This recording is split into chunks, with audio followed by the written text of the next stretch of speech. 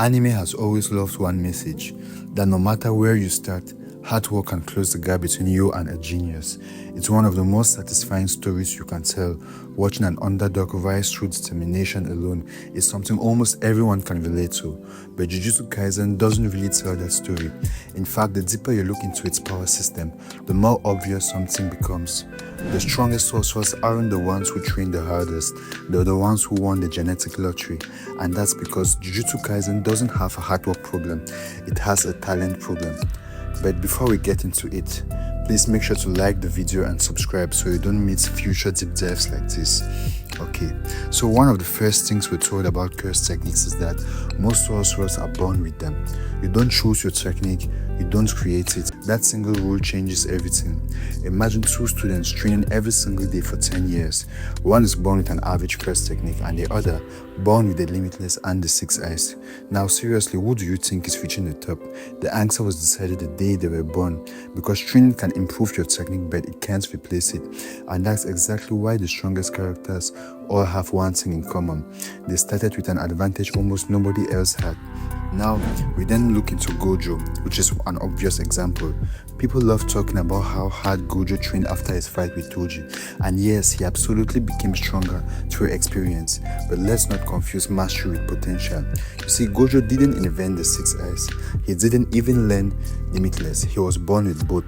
The six eyes gave him an absurd efficiency with curse energy. Limitless is already one of the strongest techniques in existence.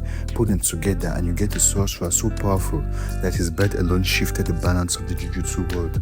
Now that's not the result of hard work, that's the result of extraordinary talent meeting extraordinary effort.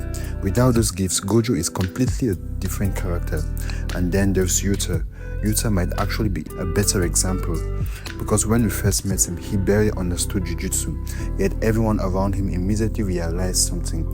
His potential was terrifying. And why is that? It's because of the amount of curse energy he possessed, because of Rika, because of his lineage, and eventually because of copy. None of those things were earned through years of training. And then everyone else at the top is born different. And once you notice that pattern, you can't unsee it. Megumi inherits the 10 shadows technique.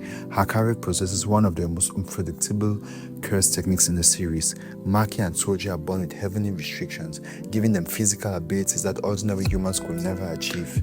Now Yuji was abnormal even before he knew what curse energy was. And even Sukuna wasn't portrayed as someone who simply outworked everyone. His understanding of Jujutsu is on another level, but so is his natural ability. Almost every monster in the series begins with something extraordinary. It's never just hard work. But then what about Maki? You see, whenever people argue against this idea, Maki is usually the first example, and I understand why. Because she trained relentlessly.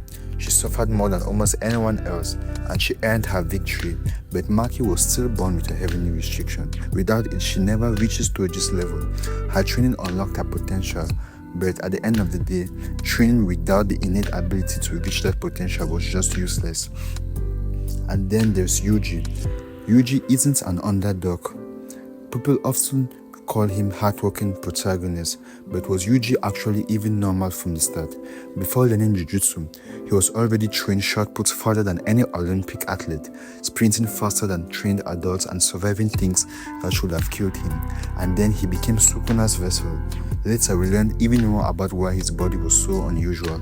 Yuji absolutely works harder than almost any character in the series, but that hard work isn't what made him special. It was what allowed him to catch up to the potential he already had. So, at the end, does hard work even matter in Jujutsu Kaisen? Yes, it absolutely does. Talent without effort goes nowhere.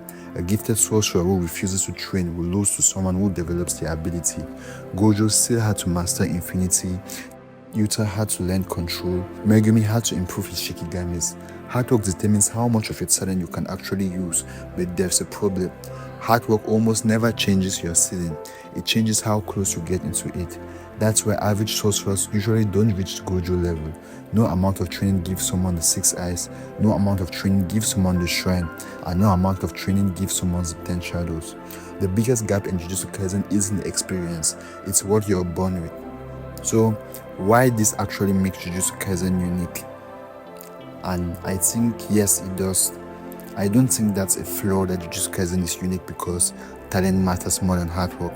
Most battle shonen tells us anyone can become the strongest if they work hard enough. Jujutsu Kaisen is just much harsher. Its world isn't fair. Some people are born with gifts that others could never hope to match. Now that sounds cruel because it is, and that's exactly why the series feels so grounded. The Jujutsu world isn't built on equality, it's built on inherited techniques, bloodlines, and rare mutations. The strongest aren't simply the hardest workers, they're the people who received incredible gifts, and then they had the discipline to make those gifts even stronger. So maybe Jujutsu Kaisen doesn't even have a hard work problem. Maybe it has a talent problem, and that's not because hard work is useless in the series, but because talent decides who gets to compete in the first place. Once you're in the arena, effort matters, but getting into that arena, well, that was decided long before most characters even threw their first punch.